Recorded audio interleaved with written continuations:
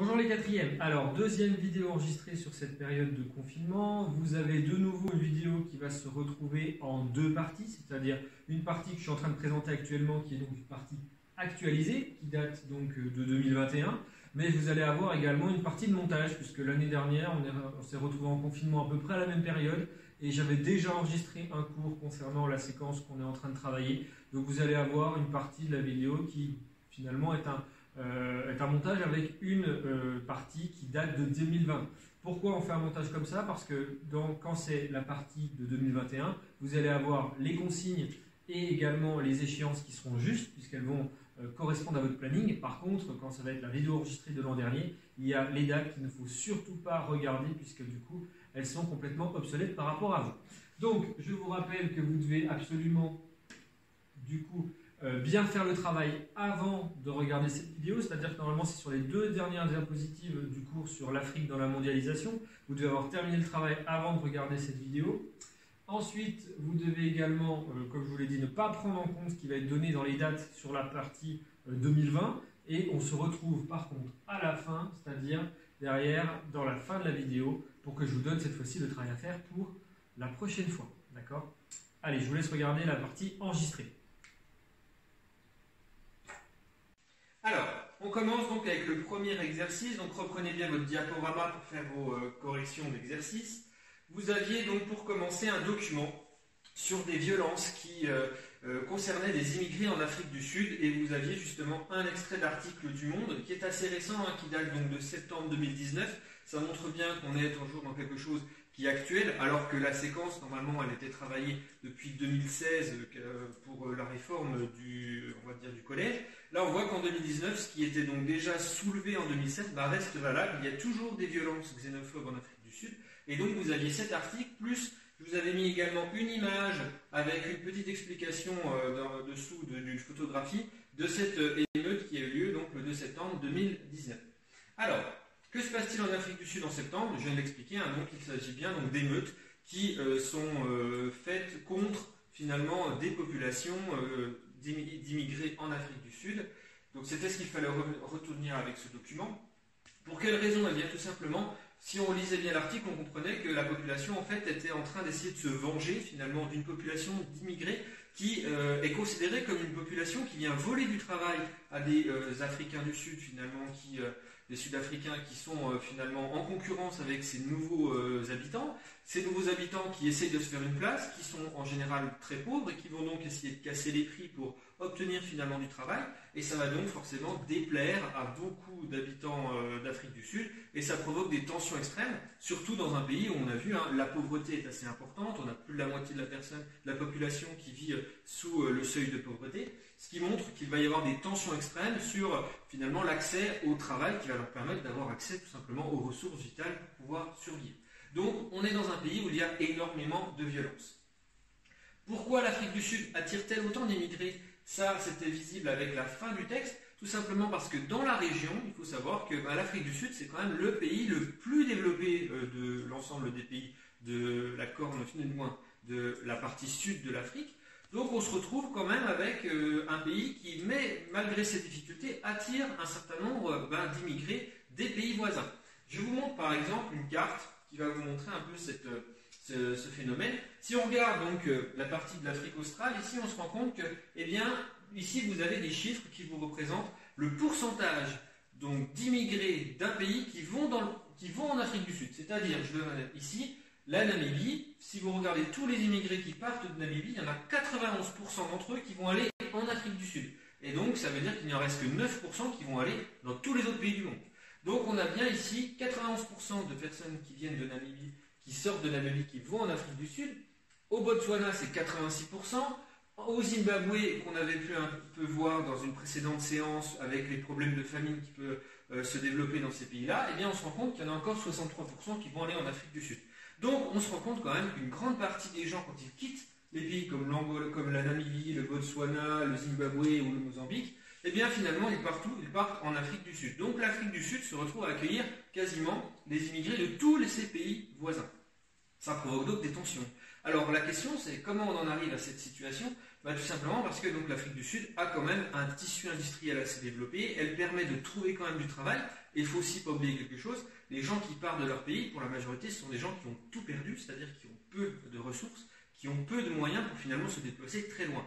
Quand vous voulez partir, par exemple, aux États-Unis, en Amérique du Nord, ou par exemple en Europe avec la France, l'Espagne, le Royaume-Uni, ou par exemple l'Allemagne, qui sont des pays qui sont plutôt des pays convoités pour les migrants, eh bien, pour arriver jusqu'à ces territoires, il faut payer un certain nombre de frais de déplacement, il faut avoir des réseaux de connexion qui coûtent en général assez cher également, ce qui veut dire que le voyage est tellement cher que la majorité des personnes qui vivent dans ces pays-là n'ont tout simplement pas les moyens d'envisager ce genre de voyage. Donc, ils savent qu'ils ne peuvent plus rester chez eux, mais ils ne peuvent pas non plus venir dans des pays beaucoup plus riches, beaucoup plus éloignés. Ils sont obligés de se rabattre sur ce qui est le moins pire autour de chez eux, et le moins pire, c'est l'Afrique du Sud.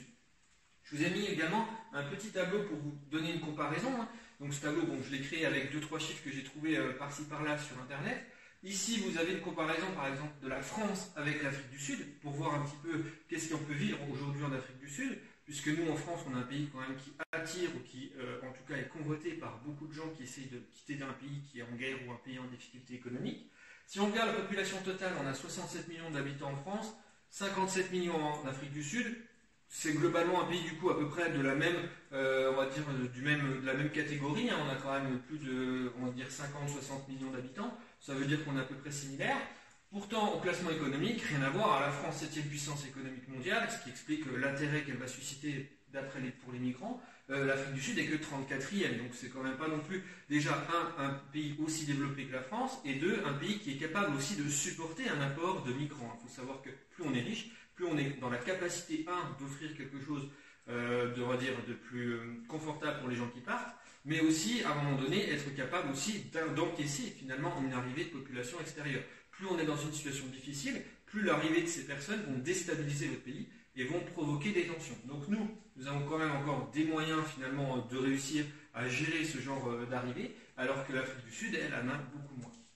Si on regarde le nombre d'immigrés, on est une terre d'immigration en France, 6,5 millions de personnes qui sont considérées comme immigrés en France, c'est plutôt beaucoup, on est quasiment à 10% de la population française qui est donc est dans cette situation. L'Afrique du Sud, dans un sens, est beaucoup moins concernée puisqu'elle n'a que 3,6 millions d'immigrés dans son pays. Pourtant, si on regarde aujourd'hui le nombre de demandes d'asile, c'est-à-dire le nombre de personnes qui décident de venir en étant réfugiés, c'est-à-dire qui quittent leur pays pour des raisons, on va dire, assez graves, c'est-à-dire des dangers liés par exemple à des situations politiques, des situations de guerre, on se rend compte qu'aujourd'hui en France, on a 123 000 en gros demandes d'asile en France contre 185 000 en Afrique du Sud. Ce qui montre bien qu'on a quand même un mouvement de migrants qui est de plus en plus important en Afrique du Sud, et qui explique les violences qu'on vient de voir finalement, puisqu'une partie de la population locale encaisse difficilement d'avoir autant de gens qui viennent de l'étranger, qui finalement sont considérés comme des étrangers de la même manière qu'on va avoir par exemple des réticences à voir arriver des populations qui viennent finalement nous aussi d'Afrique ou d'Asie en ce moment, ce qui peut se passer au niveau par exemple des discours politiques. On voit que c'est quelque chose qui pose beaucoup de questions à beaucoup de populations, à beaucoup de citoyens français. C'est la même chose en Afrique du Sud, c'est quelque chose qui pose beaucoup de questions, savoir comment on accueille ces populations qui viennent des pays voisins. Et ça pose des problèmes. Donc voilà ce qu'il fallait voir avec la première diapositive. Voilà quelques éléments pour vous donner des explications. J'espère que vous n'avez pas tout noté non plus dans le cahier, vous n'allez pas non plus recopier tout ce que je vous ai dit, seulement retenez quand même cette information. L'immigration en Afrique du Sud, ça pose des soucis et on vient d'essayer d'expliquer pourquoi. Alors, enfin, on avait une deuxième diapositive qui était une caricature, donc un dessin qui montrait donc la Chine investir en Afrique dans les terres cultivables, 12 milliards de dollars. Donc vous deviez avec cette caricature m'expliquer un petit peu qu'est-ce qu'on avait représenté sur cette caricature, et ensuite, une fois que vous m'aviez donné la description de cette image, vous deviez me donner le sens. C'est-à-dire qu'on commence toujours une description d'image de cette manière. Déjà, on montre ce qu'on voit, et ensuite on essaye d'interpréter ce qu'on va comprendre du dessin. Alors, dans un premier temps, il fallait déjà remarquer qu'il y avait 4 éléments majeurs qui étaient représentés sur ce dessin.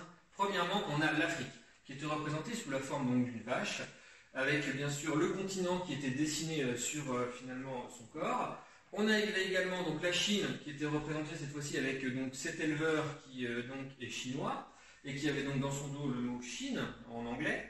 Et vous aviez un troisième personnage qui est en fait un personnage qui représente les États-Unis. Donc c'est une représentation symbolique des États-Unis. Ici, vous n'avez pas USA qui est marqué, mais c'est donc un personnage qui est considéré comme une représentation finalement imagée des États-Unis. Et pour terminer, la quatrième chose qu'il fallait représenter, c'était donc cet abreuvoir finalement qui représente donc l'investissement chinois ici avec donc des billets qui sont mangés par cette vache. Alors ça c'est la partie description. Ce qu'il fallait comprendre avec cette caricature, c'est l'idée que l'Afrique reste une source de revenus, c'est-à-dire ici elle est considérée uniquement comme finalement un bien qu'il faut essayer finalement d'utiliser, d'exploiter pour l'intérêt d'autres finalement puissances. Vous aviez ici donc les États-Unis qui étaient représentés comme une puissance potentielle qui pouvait justement se servir donc des ressources de l'Afrique. C'est ce qu'on a pu voir notamment dans la première partie de la séquence avec donc toutes les richesses minières et pétrolières qu'on retrouve en Afrique australe mais qui ne sont finalement pas utilisées pour le développement des populations locales. C'est plutôt quelque chose qui sert à des pays développés qui vont acheter finalement ces ressources pour se servir de tout ça dans leur propre économie. Donc les États-Unis forment finalement un de ces pays qui peut exploiter les richesses africaines et on se rend compte que finalement ce pays est assez surpris, c'est l'image un petit peu de ce personnage, il est surpris, un peu finalement perplexe à l'idée de voir finalement il a été remplacé par la Chine ici qui vient donc d'investir pour dire non maintenant c'est pour moi ces ressources je vais donc les utiliser à mon propre profit. L'Afrique n'est donc ici considérée que comme une ressource. Bien sûr, elle n'a pas une image donc, qui représente un être humain, ce qui montre bien ici qu'elle n'est pas actrice, mais qu'elle est plutôt juste, on va dire, elle va juste subir finalement cette situation. Alors, je vais vous donner quelques éléments pour expliquer un peu cette caricature dans un récit. Donc là, vous allez écrire dans votre cahier un petit récit. Donc ici, il s'agit tout simplement des investissements chinois en Afrique. Donc, vous écrivez le titre du récit. Moi, je vous donne quelques documents supplémentaires pour essayer de vous expliquer en gros pourquoi cette caricature a été donc réalisée. Donc, alors, au niveau des investissements chinois en Afrique, si on regarde cette carte qui vous montre l'ensemble de l'Afrique, vous avez ici donc des points qui représentent ce qu'on appelle les IDE. Alors les IDE, c'est les investissements directs étrangers.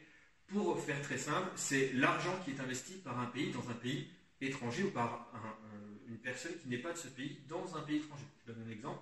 Si vous avez envie d'investir, je ne sais pas, dans l'entreprise, je ne sais pas moi, Coca-Cola, eh bien vous allez payer des actions de Coca-Cola, eh bien ça va rentrer dans les IDE, c'est-à-dire que vous êtes français, vous venez d'investir dans une entreprise américaine, donc on considérera que c'est de l'argent qui vient de l'étranger, c'est donc de l'IDE. Quand on regarde, eh bien finalement cette carte de l'Afrique, on se rend compte que la majorité quand même des pays africains reçoivent des investissements qui viennent de Chine, à plus ou moins grande importance, puisque vous avez jusqu'à 50 000 millions de dollars, d'accord, ce qui est quand même une somme assez considérable pour des pays comme le Nigeria, l'Algérie ou l'Égypte. Mais globalement, on a des investissements un peu partout, mis à part donc, quelques pays comme par exemple ici vous avez la Centrafrique ou par exemple la Somalie. Mais globalement, on voit que les Chinois essayent d'investir dans tous les pays africains. Alors, je vais essayer de vous expliquer un peu la raison. Pourquoi la Chine investit aujourd'hui beaucoup ? Alors, premièrement, on peut remarquer que ces investissements, eh bien, ils vont venir déjà faire concurrence aux investissements qui pouvaient être, on va dire, déjà des investissements historiques, ceux qui étaient donnés par des partenaires qui étaient sur le territoire africain depuis plus longtemps. Par exemple, la France, le Royaume-Uni, vous vous rappelez dans la séquence sur la colonisation, on a vu que cette Afrique avait été colonisée au XIXe siècle par des Français, des Anglais, par des Allemands aussi, ou des Belges. Mais en attendant, on se rend compte que malgré la décolonisation, c'est-à-dire qu'aujourd'hui, la France ne possède plus de colonies dans ce territoire, dans ce continent, eh bien, ça ne veut pas dire non plus que la France s'est complètement coupée des territoires africains. Elle a gardé un certain nombre de contacts économiques et politiques aussi, et que ces contacts économiques font qu'on va tirer un profit de peut-être aussi à double avantage, avantage pour nous, mais aussi avantage aussi pour certains pays africains, d'avoir finalement des partenaires commerciaux en Afrique. Et comme ce sont des territoires qui étaient anciennement des colonies, le contact est plus facile puisque on a des connaissances de personnes, on a des connaissances de lieux, des connaissances finalement de ressources qu'il y a dans ces territoires. Donc forcément, les pays colonisateurs sont des partenaires historiques naturels, c'est-à-dire on va avoir beaucoup d'investissements qui viennent de ces pays-là, puisque finalement on a l'habitude, quand on est en Afrique, de traiter avec finalement ces pays qui étaient d'anciens colonisateurs. Alors, si on regarde, eh bien, les Royaumes-Unis, la France par exemple, continuent encore aujourd'hui d'investir beaucoup en Afrique. Les États-Unis investissent un peu plus, simplement parce que c'est la première puissance économique mondiale, qu'elle a tout de suite compris qu'il y avait en Afrique des ressources essentielles pour son industrie, pour son développement personnel, et donc elle va beaucoup investir, et on se rend compte que tout d'un coup, eh bien, la Chine, elle, eh bien, apparaît dans ce classement. C'est-à-dire qu'aujourd'hui, elle a dépassé un certain nombre de pays et devient maintenant un des partenaires majeurs, puisqu'elle rattrape rapidement le Royaume-Uni et la France, surtout quand on voit qu'ici, vous avez deux barres qui vous montrent les investissements en 2011 et les investissements en 2016. On se rend compte que les investissements de 2016 sont beaucoup plus importants pour la Chine qu'en 2011, alors que pour les autres, c'est à peu près kiff-kiff. Ça veut dire qu'on n'a pas beaucoup plus investi en France, par exemple, en Afrique qu'avant. Par contre, la Chine, elle investit de plus en plus. Ça se remarque notamment avec, par exemple, donc cette augmentation avec ce graphique où on voit les investissements chinois qui sont en train d'augmenter de manière très très très importante. Alors, ensuite, quel est l'objectif? Parce que c'est pas du tout de voir que la Chine investit, il faut essayer de comprendre pourquoi aujourd'hui la Chine investit autant en Afrique. Eh bien déjà, dans un premier temps, c'est pour la même raison que les autres partenaires, obtenir des ressources, c'est ce qu'on a vu avec la caricature. Aujourd'hui, la Chine investit pour essayer de récupérer des ressources pour s'assurer finalement d'avoir accès à un certain nombre de ressources stratégiques. Ça peut être soit des minerais, notamment par exemple le cobalt. Alors le cobalt, c'est quelque chose qu'on retrouve en République démocratique du Congo. On en parlera en troisième l'année prochaine, on fera une séance spéciale justement sur une région qui s'appelle le Kivu et qui est aujourd'hui une région en guerre à cause justement de la ressource qu'on retrouve sur ce territoire. Eh bien, cette ressource, elle est essentielle pour fabriquer notamment les smartphones, les ordinateurs portables. Donc c'est quelque chose d'essentiel et on ne retrouve quasiment nulle part ailleurs que dans cette région-là. Donc forcément, quand on sait que c'est tout ici, eh bien tout le monde le veut. Et donc la Chine investit de plus en plus pour s'acheter des mines dans ces régions-là, pour se dire, moi je pourrais fabriquer mes smartphones, je pourrais fabriquer mon matériel informatique grâce à mes propres réseaux de ressources. Donc obtenir des ressources, c'est la première raison, comme on l'a vu. Mais ça peut être également des ressources qui ne sont pas minières. Par exemple, on avait la caricature qui nous parlait justement des investissements dans des terres cultivables. Il faut savoir que la Chine, actuellement, n'est pas capable d'avoir l'autosuffisance alimentaire vis-à-vis de sa population nombreuse. Donc elle est obligée d'acheter des terres cultivables dans d'autres pays et elle va utiliser ces terres pour y cultiver des ressources agricoles qu'elle va ensuite reprendre pour elle dans son pays. Sauf que ça peut poser un problème dans les pays qui sont concernés, puisque dans un premier temps, ils vendent des terres, donc ils récupèrent de l'argent, tout va bien. Par contre, on se retrouve dans une situation, comme on a vu dans la précédente séance, sur une situation de famine, eh bien, il se trouve qu'on a des terres qui sont cultivées. Ces cultures vont pas aller à la population locale, elles sont destinées à des pays étrangers. Donc vous avez des terres qui pourraient être utiles, des terres qui sont souvent fertiles, puisque bien entendu, les Chinois, ils ne vont pas acheter n'importe quoi, ils vont acheter les terres les plus intéressantes. Et derrière, ces ressources vont repartir dans d'autres pays et vont donc provoquer aussi une instabilité, une insécurité alimentaire dans un certain nombre de pays qui vont accepter à la base de vendre une partie de leurs terres. Donc obtenir des ressources minières, mais aussi des ressources agricoles. Également, c'est ce qu'on pouvait voir avec ici toutes les mines qu'on peut retrouver ici où il y a eu des achats par la Chine. Mais ça peut être également aussi de développer l'influence chinoise à l'étranger. Il faut savoir que c'est un territoire aujourd'hui qui a besoin encore beaucoup d'investissements étrangers. L'Afrique est un territoire qui n'arrive pas encore à s'autogérer au niveau finalement des investissements importants pour mettre en place un certain nombre de réseaux de transport, pour mettre en place un certain nombre d'accès justement aux marchés mondiaux. Et ils ont encore besoin beaucoup d'investissements qui viennent d'Europe, d'Amérique et aujourd'hui de Chine. Pourquoi la Chine prend de l'importance? Aussi parce que l'Europe et les États-Unis mettent de plus en plus de conditions avant de donner des prêts justement à l'Afrique, en essayant de faire en sorte que ces pays africains qui reçoivent de l'aide soient capables de rembourser un peu ce qu'ils vont emprunter. La Chine, elle, est beaucoup moins regardante. Elle va dire, voilà, moi je vous donne de l'argent, vous me remboursez dans tant de temps. En général, c'est un temps encore plus court que les Européens ou les Américains. Et derrière, ça augmente la dépendance finalement de ces pays envers la Chine. Et derrière, la Chine se retrouve avec une forme de clientèle autour d'elle, c'est-à-dire que ces pays africains sont redevables et vont donc pouvoir un jour ou l'autre lui rendre ce qu'elle leur a prêté. C'est ce qu'elle espère aussi, essayer d'étendre son influence et d'avoir des pays qui la soutiennent. Il faut savoir que la Chine est quand même un pays assez isolé au niveau diplomatique, surtout au niveau régional, pour son pays. Il faut savoir que, par exemple, le Japon ou Taïwan sont des pays, ou la Corée du Sud, qui sont des pays rivaux, qui ne vont pas être des pays très amicaux avec la Chine. Donc la Chine a besoin d'avoir des partenaires, la Chine a besoin besoin d'avoir des alliés, et elle va donc les trouver dans ces territoires qui ont besoin de son aide, et qui vont donc l'accueillir beaucoup plus facilement, sont beaucoup moins regardants aussi sur un certain nombre de choses concernant les droits de l'homme, concernant un certain nombre de, finalement, de raisons éthiques. Et donc, ici, vous avez des partenaires naturels qui vont être beaucoup plus nombreux. Alors, ça, bien sûr, c'est un peu compliqué. J'espère que vous n'avez pas tout noté non plus de ce que je vous ai dit. Ce qu'il faut retenir, en gros, c'est ce que je viens de vous marquer ici. Avec 2-3 informations, c'est suffisant. Alors, pour terminer, voici la trace écrite finale que vous allez devoir recopier dans votre cahier. Alors, elle est visible ici. Je vais la mettre également donc, dans l'espace de travail pour que vous puissiez soit l'imprimer, soit la recopier. C'est donc la dernière trace écrite, un peu longue, mais qui récapitule un peu tout ce qu'on a vu depuis le début de cette séquence. Voilà, j'espère que vous avez bien pris en compte les corrections, vous avez rajouté des informations utiles dans votre cours et que désormais la séquence est complète, c'est-à-dire que nous avons terminé ce chapitre de géographie sur l'Afrique dans la mondialisation. Nous allons maintenant voir ce que vous allez avoir à faire pour la rentrée, c'est-à-dire déjà dans un premier temps télécharger un nouveau PowerPoint. Nous revenons cette fois-ci sur une séquence d'histoire.